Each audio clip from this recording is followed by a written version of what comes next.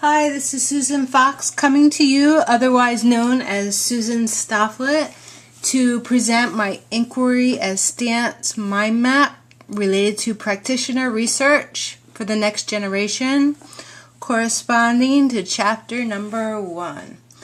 The reason why I decided to make my map more of an actual foot map from one location to the other is because I view what I read in this chapter more like a journey. And so that's represented in the graphic. Let's start at the very beginning. Practitioner inquiry in trying times. Certainly today there is more evidence that suggests that teacher research and cooperation with universities has been a benefit to understanding education. However, it wasn't always that way.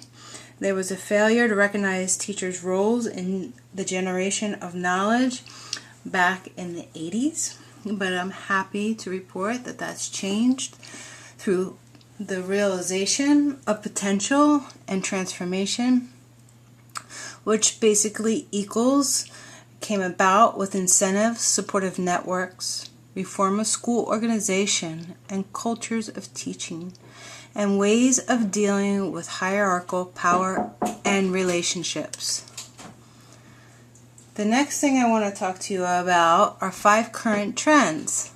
Taking on issues of equity, engagement, and agency is the first one. The second one deals with developing conceptual framework. The third one deals with inventing and reinventing communities of inquiry. The fourth current trend refers to shaping school reform and education policy.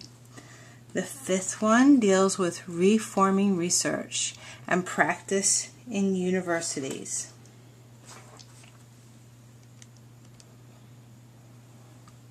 Along our journey, there's current policy and political climate that deals with education and economy, accountability and evidence and evaluation.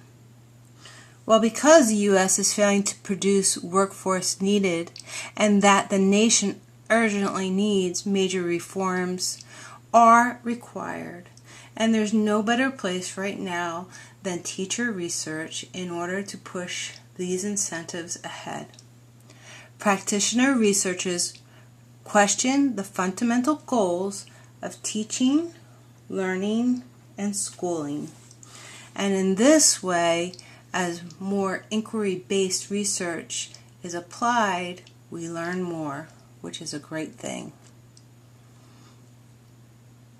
So let's look more closely at each theme, starting with number 1, taking on issues of equity and engagement and agency. Together with inquiry-based texts, focus on issues of equity suggests more complex and nuanced interpretations. Students' engagement through improving content area, pedagogy, and curricula in subjects such as science and math is another part of this trend. Thirdly, communities network focus on various issues such as diverse perspectives and gender. The third section of this theme relates to the close connection between teacher and student inquiry, forming a team together that propels an understanding in a collaborative environment.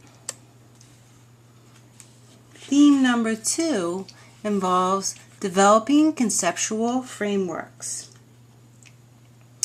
Here, practitioners' constructions of their diverse experiences in classrooms and within and across communities, which involves seeing student strengths.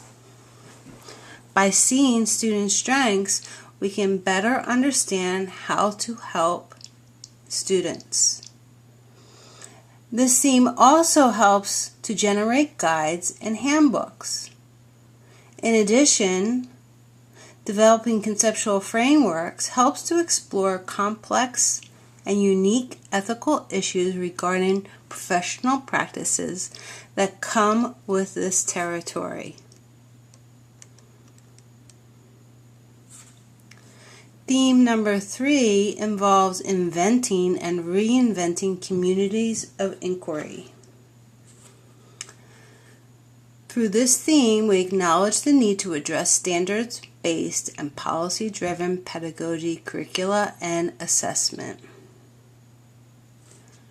With that, new technologies have generated new approaches to research design and inquiry communities that benefit both student and teachers.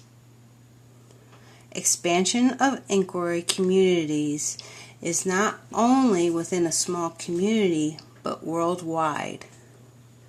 When we have a better understanding of each other and we can cooperate in learning, we have a better educational learning environment.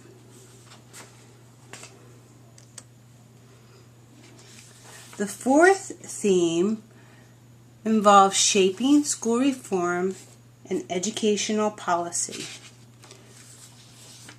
Reframing reform initiatives and making schools and districts more permeable to alternate ways of constructing teacher and student learning will or should allow teachers to co-labor around dealing with the challenges and fundamental uncertainties of their daily practice.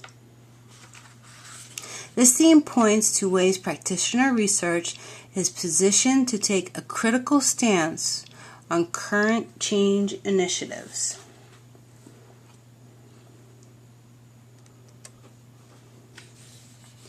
Theme 5 looks at reforming research and practice in universities.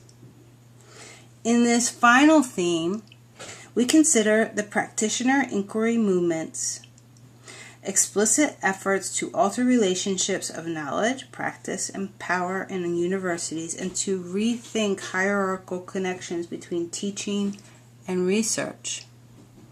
Practitioner research has surfaced in the academic literature of education, informed teacher education, and influenced education dissertations and advising during the last decade. Collaboration between schools and universities support teacher and practitioner inquiries. In conclusion, we can see that during the last decade, despite all the forces working against it, the practitioner research movement has continued to thrive in parallel with other initiatives that aim to democratize the locus of knowledge and power and thereby directly influence the educational opportunities afforded to all children around the world. And there we go, the journey of the practitioner researcher. We've come a long way, which we should be very proud of, which will benefit not only all teachers, but all children. I hope you enjoyed my journey and map.